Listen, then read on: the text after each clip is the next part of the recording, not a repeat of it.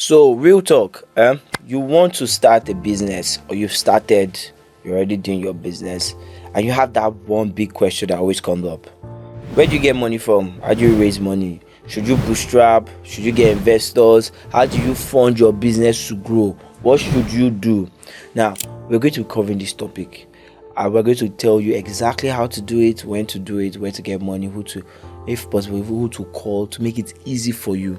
During my business career, I've raised billions of naira in Nigeria here, and we're going to be teaching how you can do it using the Nigerian context, not just random videos on YouTube. It's specifically to Nigeria. How can you actually raise money for your business?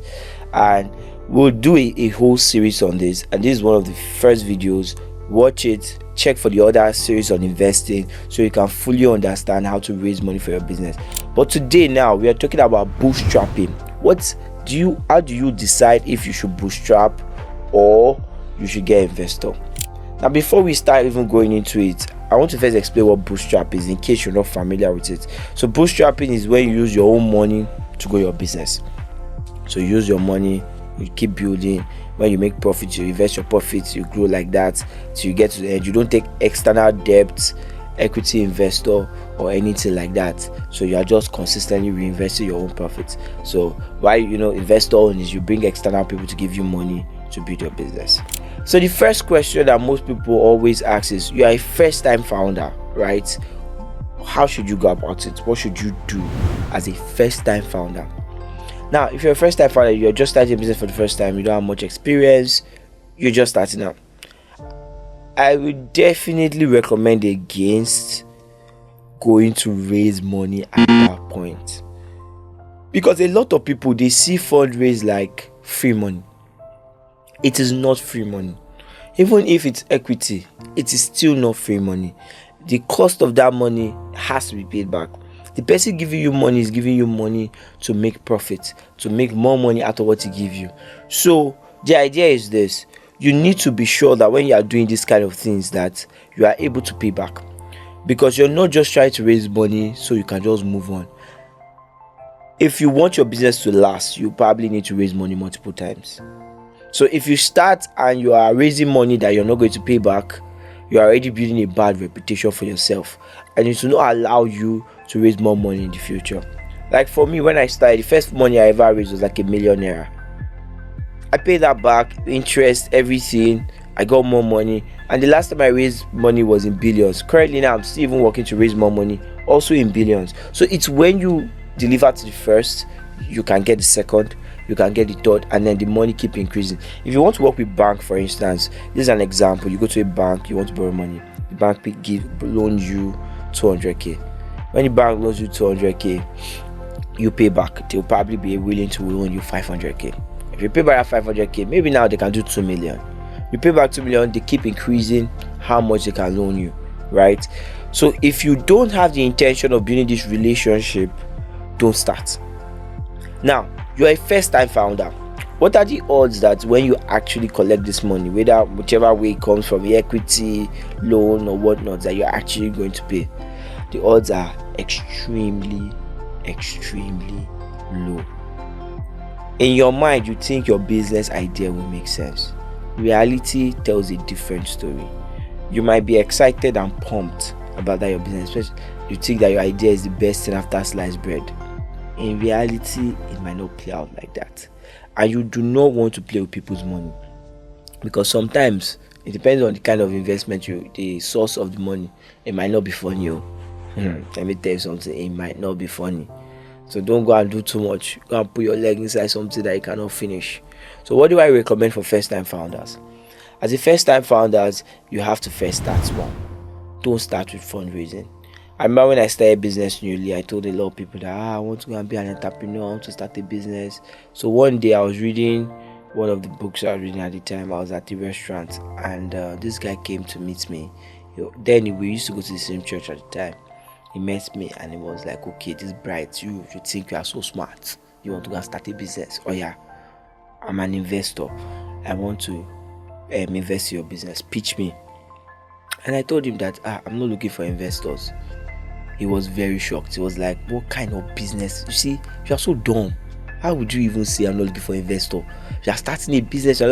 I said, no, that my first plan is the first 2-3 years. I just want to learn how the business works. He lost his mind. He was like, how crazy can you be? So he was like, guy, I actually have money and I want to invest in your business. And I was like, I'm not looking for investors. See, it takes a lot of patience, discipline, but that's how you do it. Because at the beginning, you don't know anything. All my assumption about real estate completely vanished when I started, because reality is different from what you think in your head. So starting out, do not start in a way that will require you to raise money. There's this book, Lean Startup, that talks about how you can start and run your business in such an effective way that it will require you the least money. Most people, when they want to start a business, they usually start at the middle, not at the beginning. For instance, you want to start a business selling shoes. Most people will think, okay, I need to buy the machine to make the shoe, to produce the shoe, and then go and sell. Which is very funny, because you just showed up, you are buying a machine to do the shoe. The easiest way to start the shoe business that will not cost you to raise capital is actually go and meet a guy that already has the shoe and say, how much are you selling shoe? He said 3K. You will now take that shoe and say, okay, no problem. I will take the picture of the shoe. I will go and get buyer for you. I will make it 4,000. If I get buyer for 4,000, you collect your 3K, I take my 1K. Most people will say yes. To be honest, you don't even need to have that conversation with them. When you come with the 4K and you go and meet them and say, oh yeah, take 3K, most people will give you the shoe. And it's a very interesting thing, because we are living in a time where people send money to people they don't know over the internet every day. Today I just bought a smartwatch, right? It's a gift. Hopefully this video does not come out before I give the person the gift, right? I bought a smartwatch because it's a lot of money, hundreds of thousands of naira. I've never seen that guy in my life, and I transferred to him. That person could literally not have the smartwatch. When I send him that money, he takes the money I've sent to him, go to the guy that actually has a smartwatch, and pays that person, keeps the change. Business. But most people, when they want to start business selling smartwatch, what do? Oh, I need 20 million to buy like 20 smartwatch, so that I will now start my shop. So that for my shop, I'll put all the smartwatch there, so that I can now start. Oh my gosh, like, shut up. Nobody's going to buy from your shop. Nobody knows you. But if you start that way, slowly you build your brand. Slowly you build your business. Now, it gets to a point you've sold 100 smartwatch. You sold 5,000 smartwatch. Now you can actually raise money. How do you raise money? You can raise money for even people that have bought from you. The guy that has bought 10 smartwatch from you might even have money to give you. Because now you know people in the industry, you understand the industry, you know the ups and downs. Now you even know who they are buying from in China to get the smartwatch. Because most people don't invest in businesses that don't even have track record. See, let me tell you, you are not in California. This is not Silicon Valley, where some guy with hoodie and shirt will just show up and raise $2 million. This is Nigeria. If you are in Lagos, this is Lagos. If you are in Port Harcourt, this is Port Harcourt. Nobody gives money for free here. All our money, they count it very well. Nobody has free money to give you. So you have to be very particular before you enter to start asking people to give you money. So start the smallest way you can. Get your customer fund the first set. Now, when your business now start making sense, you're already making profit. Your profit is small. You can now say, okay, I sell 50 smartwatches a month. For the past 6 months, I have consistently sold 50 smartwatches. What if I start buying from China?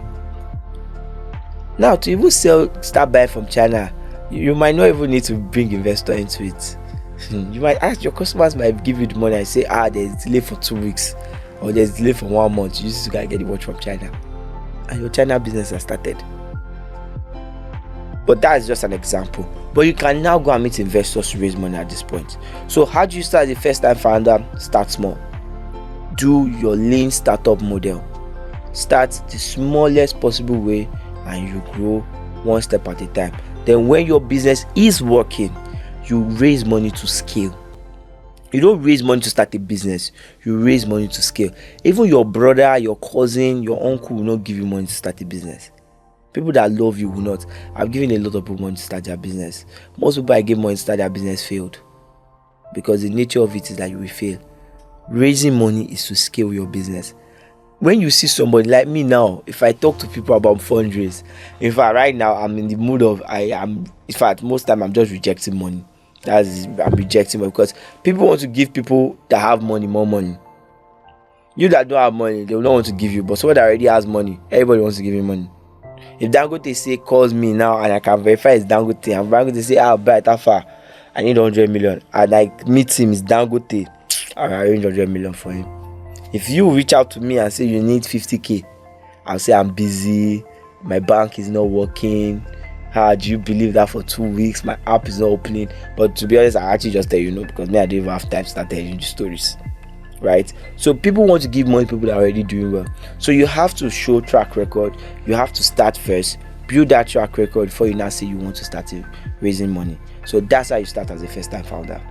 Over the time that I've actually raised money, a couple of things I've really learned that has changed the game for me in fundraise. One of them is fundraise is actually more about creativity and how you present your offer than just raising money. Over the years, there are so many ways I've eventually started raising money. For instance, let's take for example the guy that sells watches, right? You are selling watch, you put it there. Or let me give this example. Have you met those people that do is it drop shipping? What do they call it? Where you pre-order. Look at pre-order business. Normal person, I want to start a clothing line. I need investor, give me 10 million. I will take that 10 million, I'll use to go and buy from China, and then I'll sell. Pre-order people, I want to go and buy from China, same thing. But instead of them to go and meet investors, what they do, they meet customers and say, okay, all you customers, I'll give you discount. So normally, shares that are supposed to sell for 50k, they will go and meet people and say, see, if you come to me right now and do pre-order, I'll give you for 35k. Most people will look at it and be like, oh, this is a good deal. This is literally the same thing you do with investors. They'll say this is a good deal. They give you the money. They give you the 35k. So now instead of you to make 50k profit, you are now sharing that profit with your customers. So fundraising is more creativity than pursuing people that will give you money. How creative can you present your offer? How creative can you present your offer? So don't look at fundraise as a straight road of, oh, I must look for certain people called investors to give me certain amount of money to own shares in my company or to pay back within a certain period of time. Be creative with your product. Another very important thing I learned with fundraise is partnership will solve your problems. One of the biggest fundraisers I've ever done, I didn't have to actually raise any fund. I partnered. I looked for another real estate company. We partnered on the project and boom, changed the game for my business. The value of that partnership, if I want to quantify it, is in billions and billions of naira. A lot of times you are there. Let's say for example, I remember I've seen this picture where you see somebody selling agoing beans, and then you see the lady beside another lady walking beside the agoing beans selling bread. That's partnership. That way, the person that said agoing beans, because the agoing beans is close by, you will sell your bread. Bread will sell more because of agoing beans too is there. Partnership. So who is doing a complementary business with you that you can partner with to raise money for your business? So you don't actually have to always have to raise money. For instance, if you say it's a commodity you want to buy with the fundraise, can you partner with the vendors instead of actually just raising money to buy? And you'll be surprised how many people are willing to partner. You might look for the ones that, okay, good afternoon, sir.